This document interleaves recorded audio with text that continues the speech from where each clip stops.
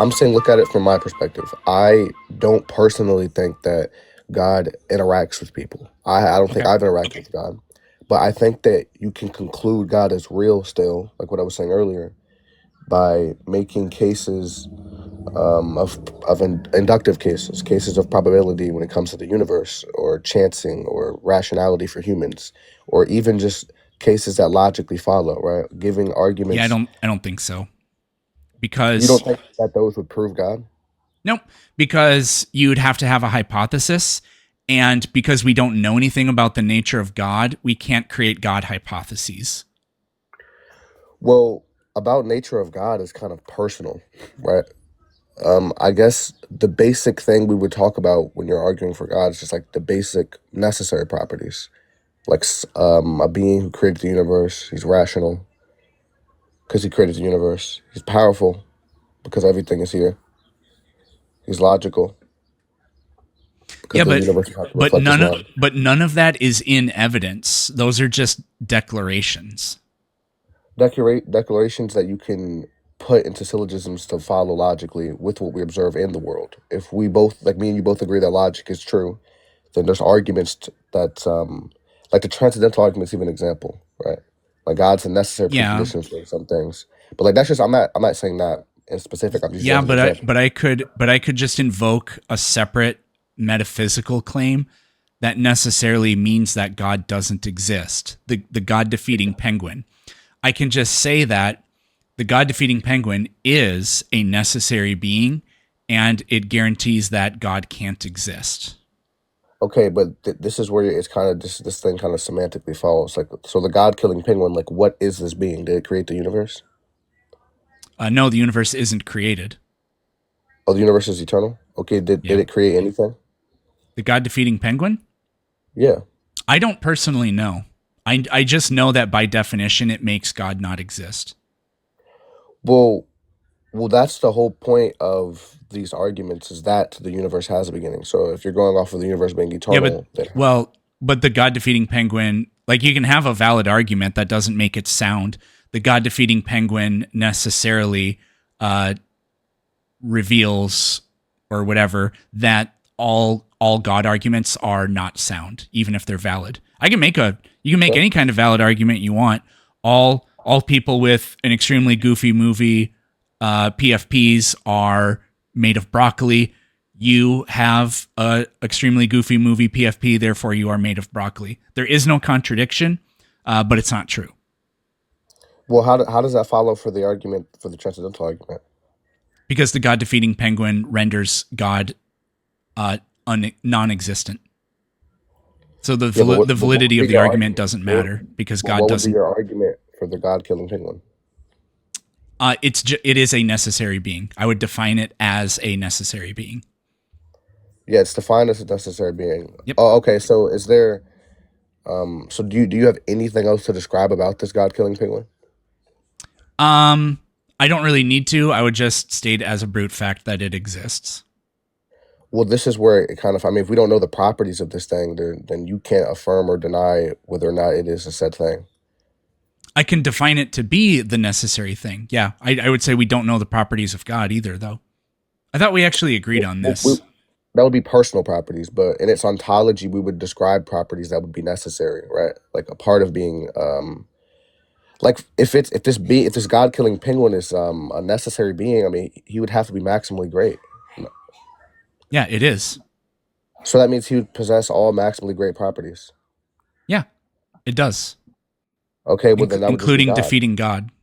No, no, it's categorically not God. It makes God Well, not it exist. defeats God in what sense? That's its nature. No, in what way does it defeat God? Like physically, mentally, does it defeat the arguments for God? What It's does it do? supernatural, so we don't know how it does it. It just renders God incapable of existing. And if the universe is eternal, how is there even a God? There isn't. The God defeating penguin makes God not exist. I know, but if there's no God in the first place, how is he making it not exist? Well, it never does exist. So how is he It defeating just God if can't God never exist. existed? Like the laws of geometry make it so that a square circle cannot logically exist. The God defeating penguin makes it so it's logically impossible for God to exist. by its Yeah, nature. I know, but in geometry, we can describe to you why that is the case. You can't describe to me why this is the case with the God-killing penguin, other than the fact that it's analytically true. It's a brute fact. Yeah, exactly. Well, that means the example you give with the square circle is analogous, because we can conceive, well, we can't even conceptualize a square circle. We can conceive of it, right? But we can conceptualize a God, right? Like a I being that think you creates can the universe. logically describe the properties of circles and squares, and you can see that those two things can't coexist. I can Mhm. logically describe the properties of God and the properties of the God defeating penguin and Mhm. prove that they cannot coexist because But the you God haven't defeating described penguin any makes God properties not other. exist. You haven't described any properties other than that he's necessary. Is what I'm trying to say. Yeah, that's all I need. Well, another property would be that it makes God not exist. But to make something not exist, so it's like active potency at all. To make God not exist, he would have to exist, right? Yeah, I probably worded that correctly. It renders God existing an impossibility. Impossible. Okay, okay. Well, that's Yeah. better. Yep. Well, I guess that would be a response, but I just would see the lack of correlation when you say there's no where something could be sound but not valid. So I don't. I guess for every argument that correlates to the God killing penguin, and like I've even seen one like the maximally great cupcake and stuff like that for Yeah. like the ontological arguments for God, and then the transcendental arguments for God. But the one thing that I guess I don't agree with those responses is they kind of just it's just a play on language, right? Like the meaning of these beings kind of fall under what you're trying to get them to do, which is disprove that God can even exist, even with the God killing penguin.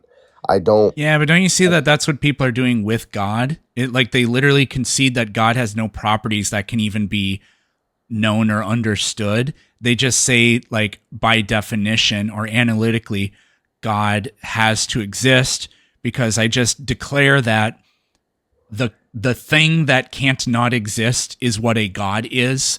So therefore, I had this really the guy was trolling, but it didn't really matter because everything he was all of his arguments are still they reflect the actual problem that I see in this kind of rhetoric, which Yeah. what was happening was I think this was yesterday. He said I don't remember when it was exactly, but he said I said what I don't remember exactly, but I said, well, I could demonstrate to you maybe God could exist, but the Christian God can't exist because he's a contradiction, and I can demonstrate to you why that would be. And then he said something like that wouldn't prove that God doesn't exist. And then I said, I think maybe I asked him, is your belief falsifiable? And he said no. I was like, well, okay, now we have a really huge problem. And it got to this point where I said, so you're telling me that if from now until the end of time, every single concept we ever developed to describe God ended up producing a contradiction, then you would still simply claim that God exists? And he said, yes. I was like, okay, well, now you're just saying that there has to be a thing that exists and that thing is called God. And all of these arguments don't really mean anything if that's the case. Yeah. Well, I understand what you're saying. And that's the example I gave earlier with the response for the ontological arguments for God. It's just like, oh, there's just this maximally great cupcake, and it's maximally tasty, and it's necessary, and it created the universe, right? Yeah. But um, and I see honestly how that responds, but then like even with the rhetoric of it being a cupcake and it being tasty and stuff like that, if you really pry into it, it would just fit the definition of a god, right? This god would just be formally known as a cupcake. But if it created the universe, it's a necessary being. It's maximally great, so it possesses the maximal attributes logically possible, right? Then this truly is, and you can like kind of understand it as dishonesty, but I mean that kind of truly is what every understanding of God has been throughout history. And even when you try to conceptualize a God, that's kind of what the understanding is: a being Are you that's saying that natural. anybody that tries to make the ontological argument for the perfect cupcake is actually just making the argument for God's existence? Well, Because if obviously, a cupcake had those properties, it would just be God.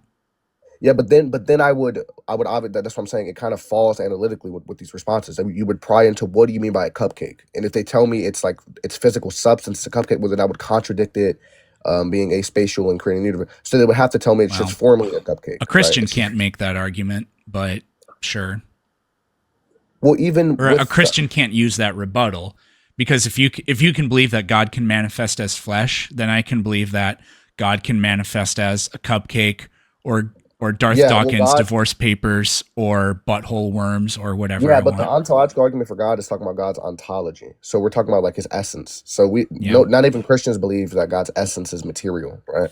Like he incarnated like with a nature, but they don't hold his essence being material. And then even I'm pretty sure in Hinduism and Buddhism that these gods can materialize themselves, but it's not their actual being or spirit, right? Because the Buddhists spirit's don't always. believe in God, but I think it was Hinduism. It's like many different gods that can manifest.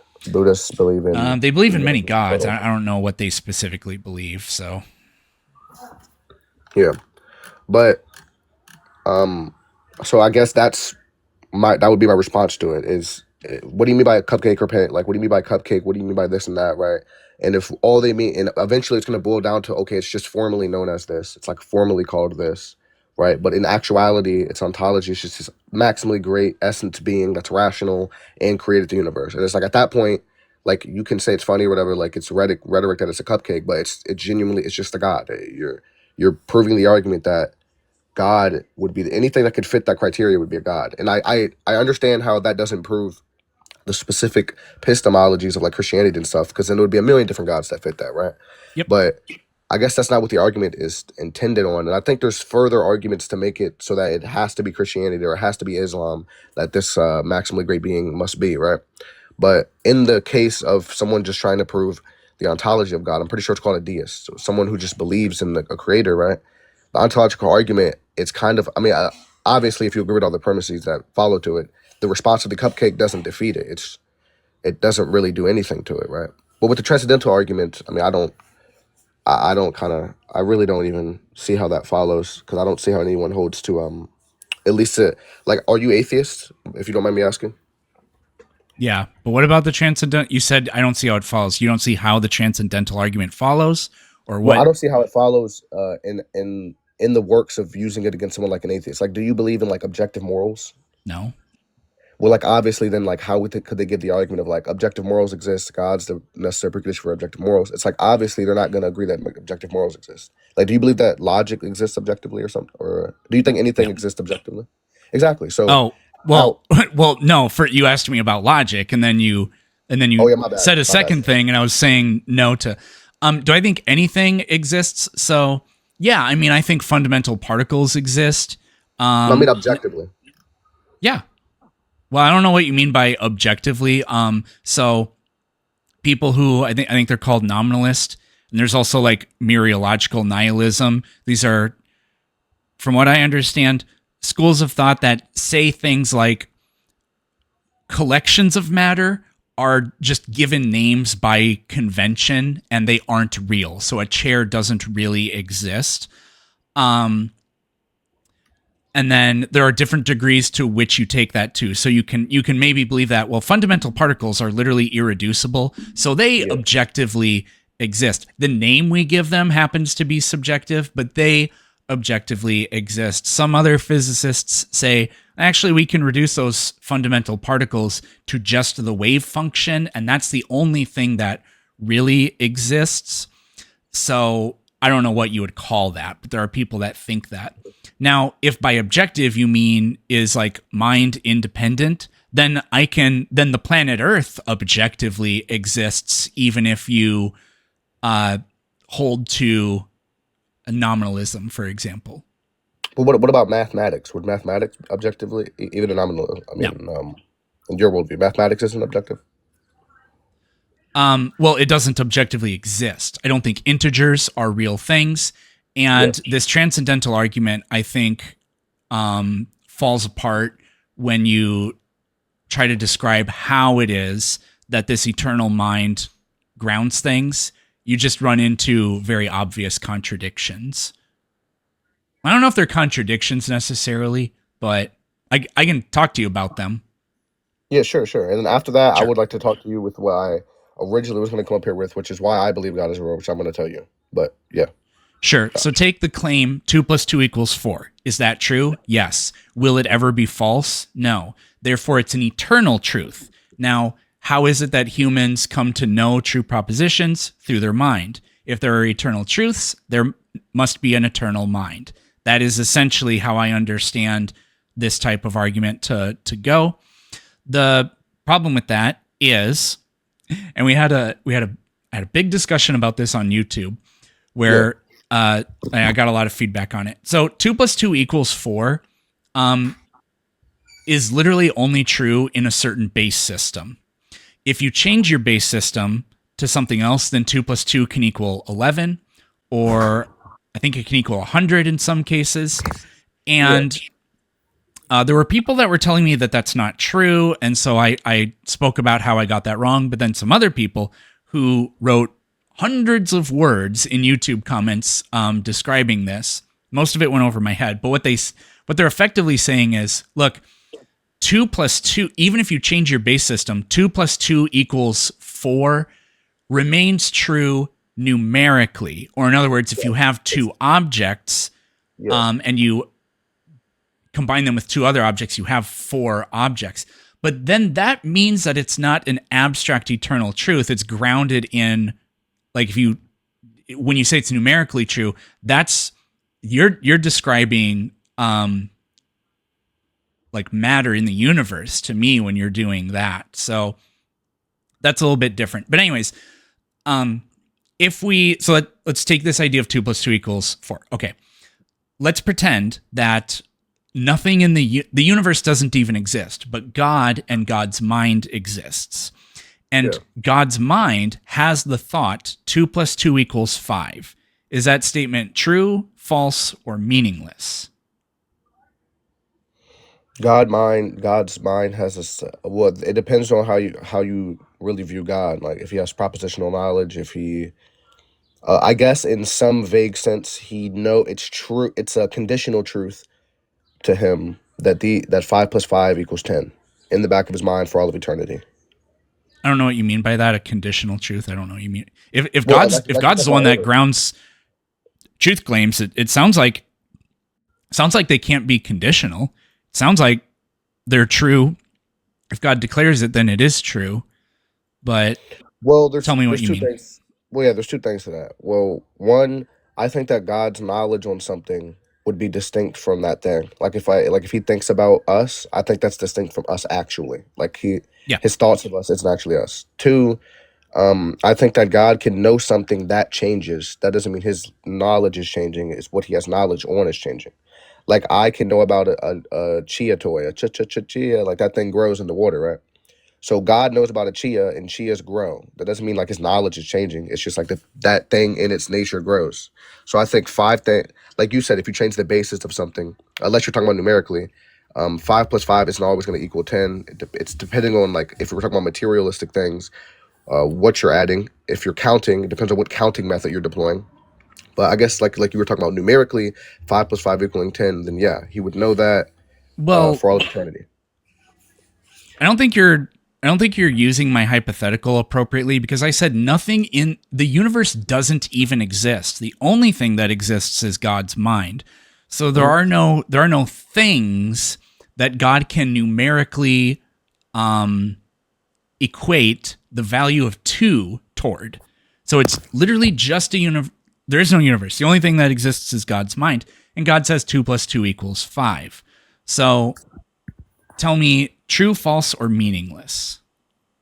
Well, I still think that would be true. Like using the law of thought, like anything we think about would have to exist at least conceptually. So I think it Okay. would. I think you can numerically round concepts and stuff. I think that it's meaningless. I think that it's utterly meaningless, because if you take the stance that it's true, then that doesn't, then God, but God could have had the thought 2 plus 2 equals 4. And so now all of a sudden the rules of mathematics are arbitrary. And so, like, the idea that 2 plus 2 is eternally true is literally false, because God could simply claim that 2 plus 2 equals 5, and then that would be true. I what think what that it's about meaningless, but even if you say that it's true, I think it obliterates this, at least to me, this idea of that 2 plus 2 equals 4 is an objective, eternal truth. what about people who are what about I think it yeah, what about Christians that doesn't work for them because they believe in purus actus. There's no like God. There's no potential in God How would that be a remedy for this? because God doesn't. That means God he couldn't have potentially made 2 plus 2 equal 5 because there's God is pure act. So there's no potential in God. Well, then he's not omnipotent.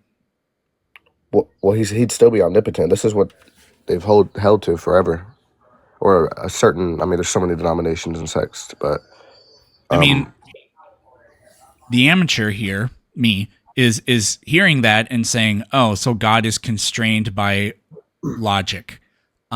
God can't say that 2 plus 2 equals 5, which well, no, he's it's either not omnipotent or the laws of logic don't derive from him." well, it's like this, right? What do you mean by he can't do it? Like, so the same thing, the same way. Like, would you say that God's not all powerful because he can't do bad things in Christianity? Because it like he can't do acts of evil. So I'm okay with the idea that because um like I don't look for gotchas because I think that that's just too lazy. Yeah. But I do look for a contradiction isn't a gotcha. So I look for those.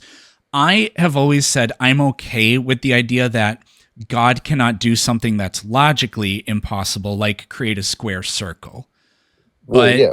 but then it's like, well, and that you can still be omnipotent if that's the case, Yeah, that's but true. then God is constrained by logic, not the creator of it. Well, it wouldn't be constraints. So look at it from this point of view, and I'm not gonna say that this is everyone's point of view, but this is the one that I've got responses for with the POE, the problem of evil, which is like why doesn't he just erase evil and bad stuff, right?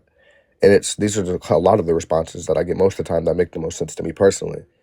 Like logic would be a reflection of God's mind, right? And being all powerful, as you said, you can do anything that's logically permissible or possible. But the same way that you don't say God is bound by something when he can't do bad things, it doesn't mean that he's bound by this thing because he can't do it. It's outside of the parameters of how he acts, of his nature, like what makes God who he is, the personhood of God, right? And let's just say we had like a rational chipmunk and we gave him omnipotence, right? But let's just say it Damn. was in this chipmunk's nature, right, to never smile. It's just outside of his nature. In fact, a property of his nature is frowning. So logically, even though he's all powerful, he's not gonna smile. But we wouldn't say this means that he's not all powerful. It's just outside of what makes him who he is as a chipmunk, right? I mean, I don't like the example because a chipmunk could smile because it's not a logical contradiction Yeah.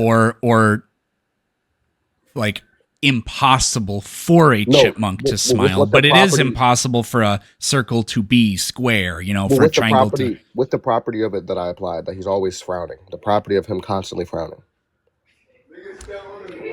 Yeah, I mean, in a way, I don't know. Maybe this is just going over my head, but I wanted to go back to the eternal truths thing because I have more than Yeah. just 2 plus 2 equals 4. So let's say, do you think that the statement "blue is red" is false? Because I do. Um, More like object, like blue. I mean, if you're not playing on language, then yeah, blue is red is false. Yeah, it goes against the law of identity. Sure, perfect. That's a good way of putting it. I like that. Um, Now, let's say, or we could even do this abstractly and say one is two or one equals two. We could do that too. Now, again, pretend that literally nothing exists except God's mind, and God says one equals two. I don't think that that statement is true or false. I think that it's just literally completely meaningless. Or if it is true, then because to me, maybe I have to describe where I'm coming from for this to make sense to me. like with logic, I said I don't think logic is real or eternal or anything like that. Yeah. I think it's just descriptive of nature. And if there wasn't anything, then any kind of mind could make any kind of claim, and there would be no standing on which any claim could be said to be true or false. So they're either meaningless, or if you say they're true, then the concept of eternal truth blows up. Because if nothing exists except God's mind, God can say red is blue. And that,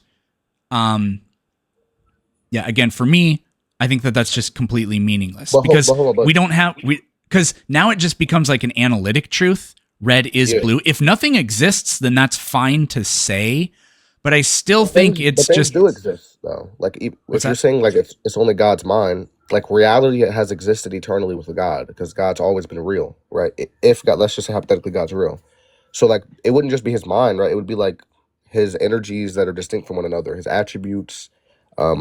In the example of Christianity, it would be the Trinity. It would be three distinct persons. So even for all of eternity, there would still be things in reality that they could reflect upon. It would be themselves, right? Or for God, he could reflect on himself, his attributes. Well, let me. It's my fault because I rambled, but let me go back. So you say that red is not blue, breaks the law of identity. But if God's mind is the only thing that exists, do you now claim that red is blue can be true? Well, what do you mean by God's mind is the only thing that exists? Like, does the rest of God exist? Like the rest of his attributes, his energy? Sure. Yeah, that's fine with me. God Yeah, God is the only thing that exists, and God yeah. has that thought or Because the whatever. only thing in reality is God. He Yeah. hasn't created anything. There's no creation yet. I Yeah. still think those things are true. Okay, so then you violated the law of identity, and logic is not eternally true. How does that violate the law of identity? That red Because is you're not. saying red is blue is both true and false. I didn't. No. Red. So wait. So you were asking red is not blue? No, I said is blue. Oh, red is. Yeah. How does that violate the law of identity when I say that that's true? Red is not blue. Because then I said pretend God is the only thing that exists, and God says red is blue. So is it true if God says that? I guess I don't know if No, I I would said say it no. wrong or if you misheard me, but you thought I Yeah, said is not. I misheard you. Yeah, I thought you said it's not. But well, I don't think that it's logically possible for God to say something that's not true, and I think that that's not true. Okay, but No, why is but yeah, this is the problem. And mhm. you're appealing to the way I think about logic and language claims. Red is blue only means anything because there's a material world in front of us that we describe. If if God is the only thing that exists and God says red is blue, then what you said can't be the case because there's no referent. You know, there's Well, I think there's there would be a sense and reference. reference or whatever, the whole language philosophy thing, how that goes, I don't remember exactly. But there would be a referent for God. It just wouldn't be material. It would be like I said before, the law of thought. Like anything you think about would have to exist conceptually. So even red and blue, when we look at them, we still have to identify them conceptually. So God would have these red and blue concepts, and he could know the properties of them or not each other. And it just wouldn't be a reflection materially or a reflection concretely, maybe. The red and blue don't exist concretely, but they exist conceptually. So is it your claim that God, if God was the only thing that existed and God said red is blue, that it would be false? Yeah, I don't think that can happen, but hypothetically, yeah, that would just be false. It would be an example of whatever this being you're describing as being it's false. But there's Because no such thing as red or blue. So you can just this is what I'm saying. analytically claim that that statement is There's no such thing true. as red It and would be there's no such. like one and uno are the same thing. I'm not violating the law of identity by saying one is uno. And if nothing else exists except God, God can say red is blue, and that's analytically true. And now we're violating the law of identity. But like right here, it's contingent upon what you mean by like nothing exists concretely, but there's still these concepts for him to even be taught. Like I asked you earlier, if you say blue, you are truly like you're not playing on words or semantics. You're truly describing blue, like property X Y Z, and then red is property X Y Z, right? If they don't contradict each other, they're not illogical. then God can say it. So like I don't really understand what you're asking me when you say, can God say red is blue? Like if he's referencing our red that we understand it truly and our blue that we understand it truly, then no, he can't say that, because as a concept, even if they didn't exist physically, when God's conceiving of these things, if they're opposing in properties, it would be a contradiction. So in God's logical, it displays his mind. So it would just, it can't happen. So God can't think that Because red is blue? it would be illogical. The way it depends on what you, so if the I true, just don't get why God can't do that if nothing else exists. Because I God just could create described it any possible kind of reality, and red and blue are just logically though, right? labels we attach to something that's real. So God can abstractly claim red is blue before God creates the universe, and then that statement is Hold just on. true. But this is what I mean. So what does he mean by blue when God says red is blue? What does he mean by blue? Whatever he wants, that's the problem. Well, this is what I'm saying. It depends on what he means. So if you agree that God can only do things logically possible, right? Sure. So that means depending upon what he means by blue, he can't say red is blue if it's illogical. If red and blue both contradict each other in the meaning when he says it, then he can't say that. But If they in don't contradict each other, then sure he can say it. but I don't know what in the world you're saying the contradiction is if God's the only one that exists, or the The only thing that property. Well, exists. that's what I'm saying. When you conceive of something, right? When you think about something, like if God were to, they would have to exist conceptually. So when he conceives of red and blue, they would have an abstract existence as concepts for him to even reference them, right? So when he creates these two concepts of red and blue, and he speaks them into existence, says red is blue, right? What are the properties of red and what are the properties of blue? If they don't contradict each other, they're not on the contrary, then he can say it. If they do, then he can't say it. It wouldn't be true. It simply would be false, because they contradict each other. They're illogical. And if God is purely logical, then he can't do something illogical, like you agreed with earlier. Yeah, but red is blue is only a contradiction because we know what red is and we know what blue is.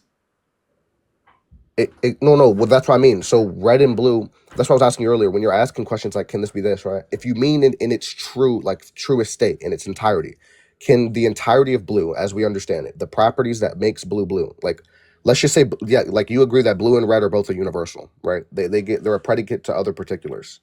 So we have a universal of red and a universal of blue. These two things are not each other. So it would be false to say that they are each other. And that's what makes them not each other, is the properties of them. The property of red, such as redness, that allows it to be a predicate to particulars. The property of blue, such as blueness, that allows it to be a predicate to particulars. Because these two things are opposing, you can't say they're each other. That's why they're a contradiction to us. But let's, in this hypothetical world where God is the only thing in concrete reality, and there's nothing to reflect upon reality, and he just conceives of red and blue as we formally know it, it depends on what he means by red and blue. Like, what is this red and blue? If the properties, like what makes them what they are, don't contradict each other like a square circle do, then he can say it because they don't contradict each other. It's not a contradiction. It's not illogical. God can do things that are logical. If they contradict each other, like properties that make up red and blue, such as our red and blue does, or such as a square circle does, then no, he can't say it. I kind of like, that's just my understanding of it. We've probably exhausted my bandwidth on this, so I don't think there's anything new I can say. I just sort of in closing, I guess, I just don't see how you can make any claim that a proposition is true or false unless there's some sort of referent for it. Mhm. I see what you mean. And even with math, which is, I think math is an abstract invention. You can still, like numerically, you can demonstrate the value of integers, like with things in the world. But even if we imagine completely, I don't know, Platonistically, mathematics or whatever, then God is allowed to think 2 + 2 = 5 and 2 + 2 = 4. Either one of those could be true. He could assign a true value to either of those. And then the idea of eternal truth just kind of blows up to me. I don't know. You're just going to say stuff you've already said, and I'm going to say stuff I've already Yeah. said. So I don't know Well, what else we can real do quick with though, I just this. want to add one more thing. I haven't said this yet, and I truly want to know what your understanding of this. So when you said that you can't say something is true or like a proposition is true unless there's a reference for it. Now, when I was asking earlier, I don't know if like it kind of slipped by your head, but like when you say reference, it does it have to be physical, like concrete? Like I was gonna ask you, like, do you think Spider-Man exists in the real world, like concretely? Um, well, it would depend on, do I think that ideas are nouns? I mean, by definition, that's what a noun can be. I think the concept exists, but it only exists in our minds. In our minds. Okay, so can we make a truth proposition about Spider-Man then? We can, right? We can say Spider-Man sometimes wears a red and blue outfit, or that's like his main outfit, right? That's true. Yeah. But there's no physical reference. There's no concrete reference. It's only a concept, right? And that's what I was talking about with God. Even though there's Well, nothing in yeah, but reality physically, even y- though there's nothing in reality physically, he can make a conceptual reference to this concept of red and blue. well, I don't think you could say that Spider-Man, like, even though he's a concept, you couldn't say Spider-Man both does and does not live in New York City. Oh no, no, wait, what? No, that's not what I'm talking about. That's a contradiction. I'm talking about making truth Yeah. propositions without a reference. I'm saying you can make a truth proposition with a Yeah, but reference that's Spider-Man not doesn't physical. really exist, but I can claim I can make a claim about Spider-Man that is false, even though he doesn't really exist. Spider And you can also make a claim that's true, right? yeah. So that means God, even when there's nothing in reality, he can say things that are true because they exist as a concept, like Spider-Man exists as a concept for us, like red and blue would exist as a concept for him. So he Yeah, can say something that's yeah, but false or true. but we're referring to things in the world that we experience and know about when we make our even our completely uh even our idea of Spider-Man, that he doesn't exist in the universe, he just exists in our minds. We're making reference to what we do know about the universe, because, like, I don't know, I could just say the only other alternative to this would be, okay, how about I say is that I just had that thought, is that statement true? Well, so for me to so whether or not Because that there's no so such thing as those two things to reference, but you can't say that it's false or mhm. anything like that. I can, if Well, I'm if a mind can just create a proposition and then just analytically invent words to mean whatever they want, then you can't tell me that that statement is false. It well, can be exactly. true by definition. And then that's the problem if nothing exists, because I didn't reference anything. I just made noises. And if nothing exists, then God can say one is two. And then to me, that's just a problem. So you can respond to that however you want. I won't say anything in return. But Okay.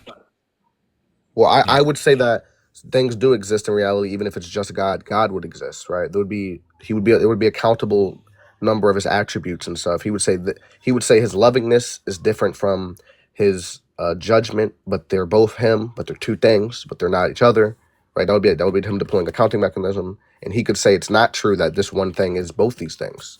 So I guess he could reference concepts. He could reference himself still. So I just don't see how that follows with God just existing. But if you want me to, before I get out of here, I mean, I don't know if this is usually how long you talk to people, or if this is longer. If it's longer, I apologize. But I kind of want to give you a kind of understanding argument, I guess you would say, for God's existence, which is why I believe God exists personally, and it's not this ontological argument. It's genuinely grounded in empirical truths and just research and data.